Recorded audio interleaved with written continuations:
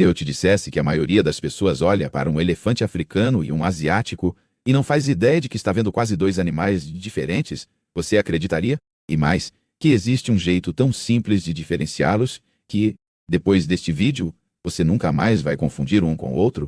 A verdade é que por trás de duas orelhas gigantes, uma tromba e um corpo enorme, se escondem duas histórias completamente diferentes de evolução, comportamento, inteligência e até de relacionamento com os humanos. E hoje você vai enxergar os elefantes com outros olhos. Vamos começar pelo básico. Por que, afinal, existem dois tipos principais de elefantes? E como você pode bater o olho em uma foto e saber na hora qual é africano e qual é asiático? Você ainda está comigo? Presta atenção, porque agora vem a primeira chave que muda tudo: a cabeça. Quando você vê um elefante africano de frente, a primeira pista está nas orelhas. As orelhas dos elefantes africanos são enormes, largas, com um formato que lembra, de forma surpreendente, o próprio mapa da África. Já as orelhas do elefante asiático são menores, mais arredondadas, parecem quase tímidas perto das do africano. Mas o detalhe realmente matador está no topo da cabeça. O elefante asiático tem uma cabeça com duas protuberâncias, como se fosse um telhadinho com dois morrinhos. Já o africano tem o topo da cabeça mais arredondado, sem esse formato de duas cúpulas. Outro truque simples: olha nos olhos e desce para a tromba. Na pontinha da tromba do elefante africano existem duas extensões, como se fossem dois dedinhos, um em cima e outro embaixo. Ele pode pegar coisas com bastante precisão usando esses dois dedos. O asiático, por outro lado, tem apenas um dedo na parte de cima da tromba. Parece detalhe bobo, mas isso muda a forma como eles manipulam objetos, comida e até como interagem com o ambiente. E já que estamos falando de diferenciações rápidas, tem mais um sinal visual poderoso: os dentes. Nos elefantes africanos, tanto machos quanto fêmeas costumam ter presas longas e visíveis. No caso dos asiáticos, as fêmeas geralmente não têm presas aparentes, e mesmo os machos, às vezes, têm presas menores. É por isso que muitas vezes você vê fotos de elefantes asiáticos em templos, trabalhando ou em florestas, sem aquelas presas enormes que a gente associa imediatamente aos elefantes africanos da savana. Agora, se você acha que as diferenças param na aparência, se prepara, porque visual é só a porta de entrada. O jeito que eles vivem, se comportam, se organizam em grupo, é quase como comparar culturas totalmente diferentes. Antes de entrar no comportamento, tem um último detalhe físico que pouca gente nota: o corpo em si. Elefantes africanos são, em média, maiores, com costas que se curvam ligeiramente para baixo no meio, como se o corpo fizesse uma leve barriga entre ombros e quadris. Já os asiáticos têm o dorso mais curvado para cima, como se fizesse um arco suave. Além disso, o africano tem pele mais enrugada e aparência mais áspera, enquanto o asiático parece um pouco mais liso, com cabeça mais arredondada e expressão ligeiramente diferente. E essa diferença de corpo e cabeça não é só estética. Ela está ligada diretamente ao lugar onde cada um vive e ao jeito como eles se comportam. É aqui que a história fica realmente interessante. Imagina por um momento você colocado em dois cenários bem diferentes. Uma savana aberta, cheia de gramíneas, poucas árvores, calor intenso, e depois uma floresta densa, úmida, com muita vegetação fechada. Você se comportaria do mesmo jeito nos dois lugares? Claro que não. E com os elefantes acontece algo parecido. O elefante africano da savana vive em ambientes bem mais abertos. Ele precisa de um corpo grande, pernas fortes e, principalmente, aquelas orelhonas gigantes. As orelhas não são só ornamento. Elas funcionam como um sistema de ventilação. O sangue passa por inúmeros vasos sanguíneos nas orelhas e, quando ele bate as orelhas ou as abre bem, ajuda a dissipar calor. Na savana quente, isso é questão de sobrevivência. Já o elefante asiático vive em habitats mais variados, mas com uma forte presença de floresta. Nesses ambientes fechados, ter orelhas gigantes não é tão necessário, nem tão prático. O corpo um pouco menor e as orelhas mais compactas ajudam a se deslocar entre árvores, galhos e terrenos mais acidentados. Só que a verdadeira diferença começa a aparecer quando olhamos para a mente, para a forma como eles pensam e sentem, e para como organizam suas sociedades, e é aqui que quase ninguém presta atenção. Se você ainda está aqui, Agora vem uma das partes mais impressionantes. Como o comportamento social do elefante africano e do asiático é diferente, e o que isso diz sobre a inteligência deles. Elefantes, de forma geral, são animais extremamente sociais. Eles vivem em grupos liderados por uma fêmea mais velha, a matriarca. No caso dos elefantes africanos, essa estrutura familiar é muito forte e muito estudada. Grupos de fêmeas aparentadas, com suas crias, formando uma espécie de clã estável, que se reconhece, se protege e se lembra, às vezes por décadas, de locais de água, comida e até de ameaças. Nos elefantes africanos da savana, os grupos podem ser bem grandes. Quando o ambiente permite, várias famílias se juntam, formando associações temporárias, quase como grandes tribos. A comunicação é intensa. Eles usam sons graves, alguns até abaixo da faixa que o ouvido humano consegue escutar, para conversar a longas distâncias. Também se comunicam pelo toque, pela postura e até sentem vibrações pelo chão.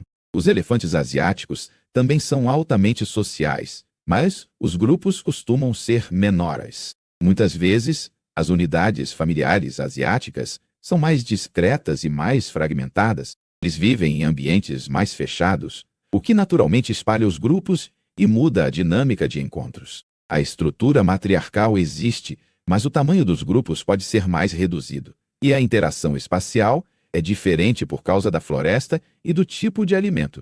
Curiosamente, há uma diferença importante no comportamento dos machos. Tanto em africanos quanto em asiáticos, os machos adultos tendem a viver mais solitários ou em pequenos grupos de machos, depois que saem das famílias lideradas por fêmeas.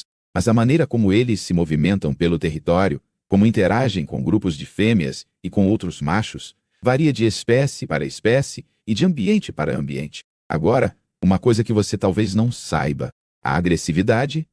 Existe uma percepção popular de que o elefante africano é mais imprevisível e potencialmente agressivo que o asiático. E isso tem um fundo de verdade. Em muitos contextos, os elefantes africanos mostram comportamentos mais defensivos, mais reativos, especialmente por estarem sob forte pressão de caça, perda de habitat e conflitos com humanos.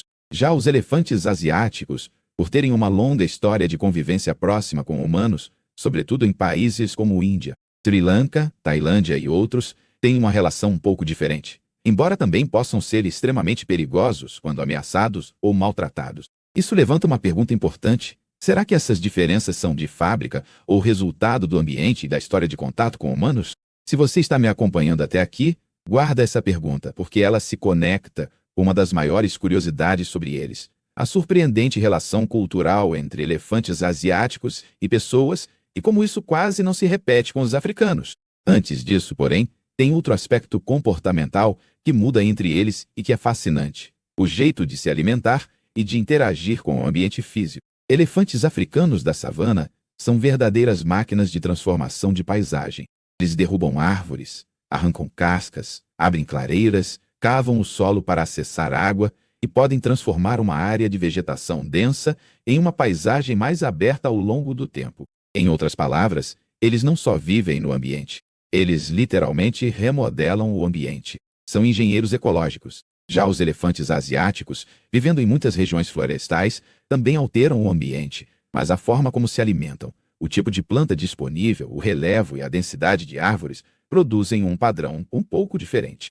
Eles se deslocam em trilhas florestais. Muitas vezes, outras espécies de animais utilizam as mesmas trilhas abertas pelos elefantes, e a interação deles com o ecossistema é fortemente ligada à dispersão de sementes e ao movimento silencioso por florestas fechadas. Essa diferença ecológica e comportamental cria outra consequência: o tipo de ameaça que eles enfrentam e como reagem a ela.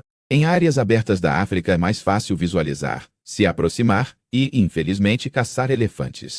Isso intensificou a seleção de indivíduos mais cautelosos, mais reativos, às vezes mais agressivos. Já em florestas asiáticas, a dinâmica de confronto é outra, mais baseada em emboscadas, encontros de perto, conflitos em plantações, vilarejos e estradas.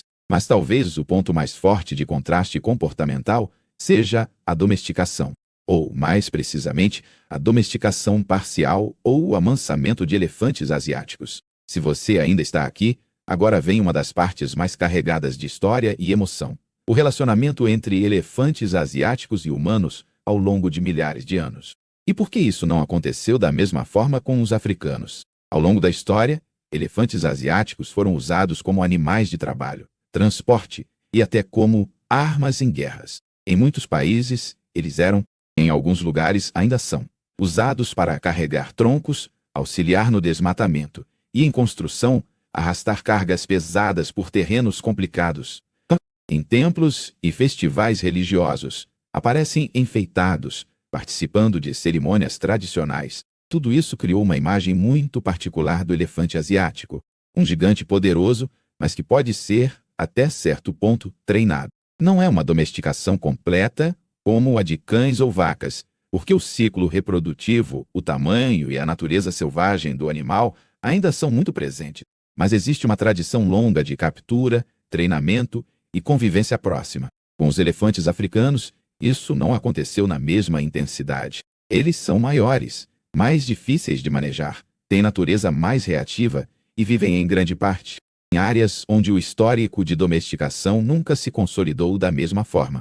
Houve algumas tentativas de treinamento e uso de elefantes africanos, mas nunca em escala ampla e duradoura como na Ásia. Isso faz com que, na prática, seja muito mais comum você ver elefantes asiáticos em situações de circo, turismo, festivais e trabalhos florestais, embora hoje isso seja cada vez mais criticado por questões éticas e de bem-estar animal, enquanto os africanos são mais associados a safaris, parques nacionais e vida selvagem distante do contato físico humano. A pergunta é: isso quer dizer que o elefante asiático é mais dócil e o africano mais selvagem? Não é tão simples assim. Eles são ambos animais extremamente inteligentes, sensíveis e capazes de profunda conexão, tanto com sua espécie quanto com outras.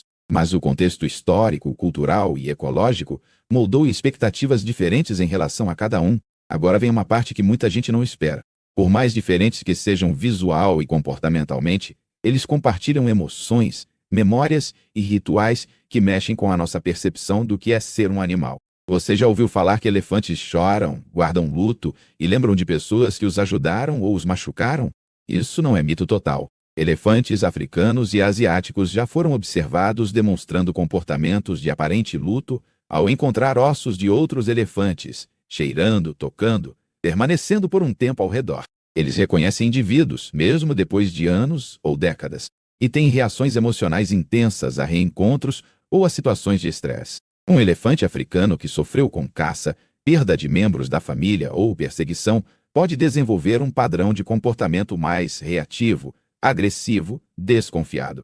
Um elefante asiático usado por anos em trabalho pesado ou em turismo pode apresentar sinais de estresse crônico, movimentos repetitivos e outros indicadores de sofrimento psicológico. Nesse ponto, as diferenças entre africanos e asiáticos se diluem um pouco, porque o que emerge é a natureza profunda do elefante, um animal com uma vida social complexa, grande capacidade de aprendizado, memória longa e emoções fortes. Mas ainda assim, o contexto comportamental que você observa mais facilmente em cada um é diferente.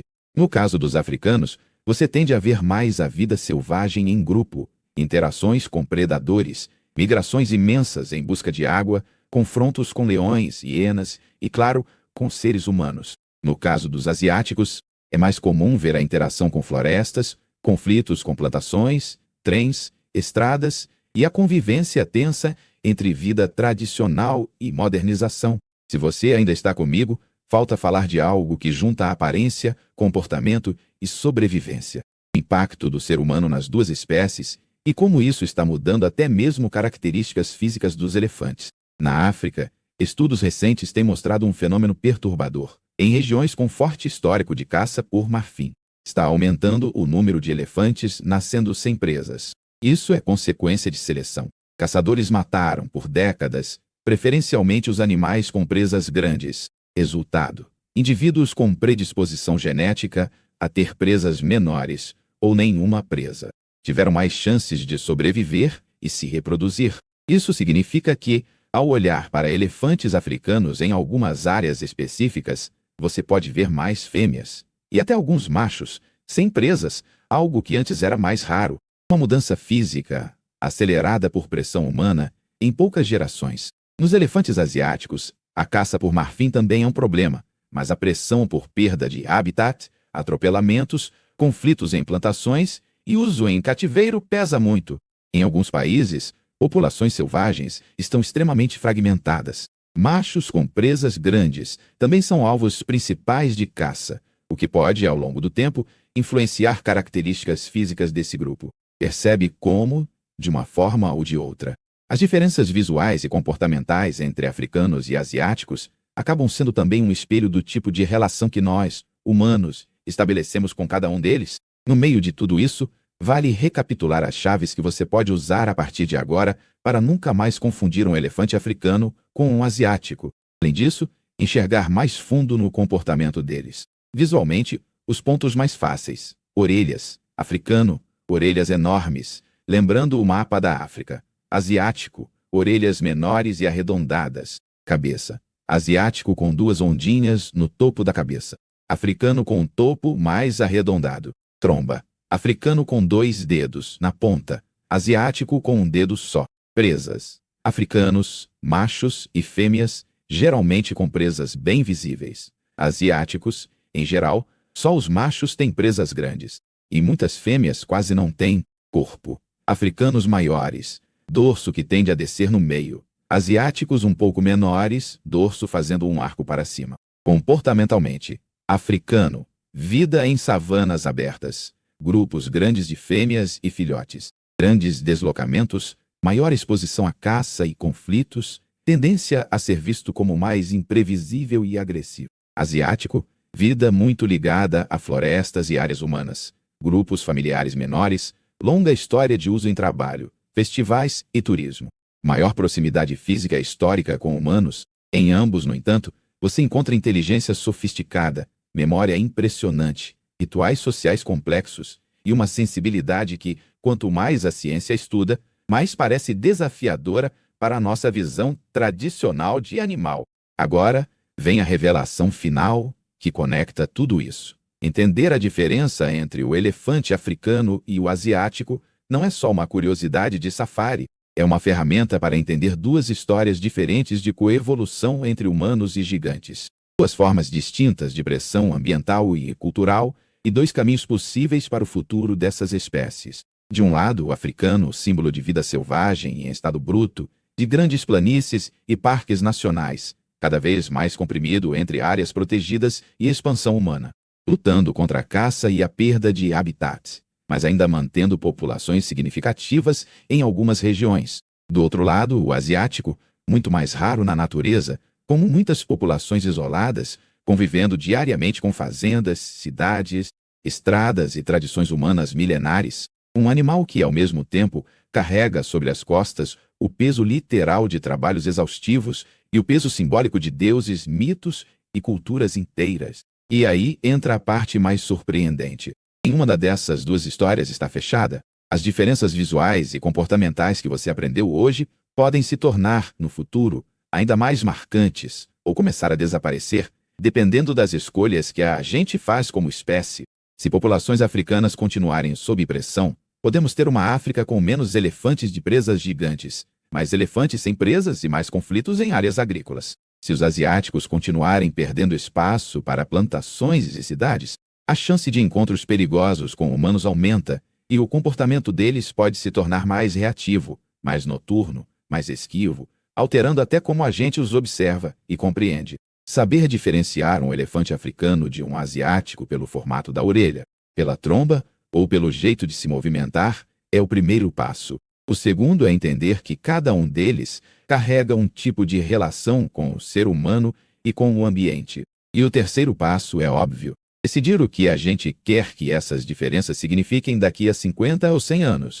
Se você chegou até aqui, me conta. Antes deste vídeo, você já sabia diferenciar os dois só de bater o olho? E agora que você conhece melhor a história deles, qual dos dois você acha que está em situação mais delicada? Comenta a sua opinião, compartilhe esse vídeo com alguém que ama animais. E se quiser ver mais conteúdos aprofundados sobre comportamento e inteligência animal, já deixa o seu like e se inscreve.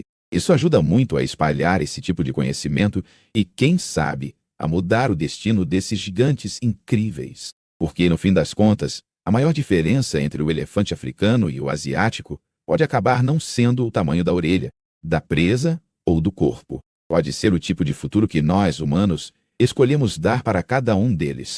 E essa escolha começa no que você faz com o que acabou de aprender aqui.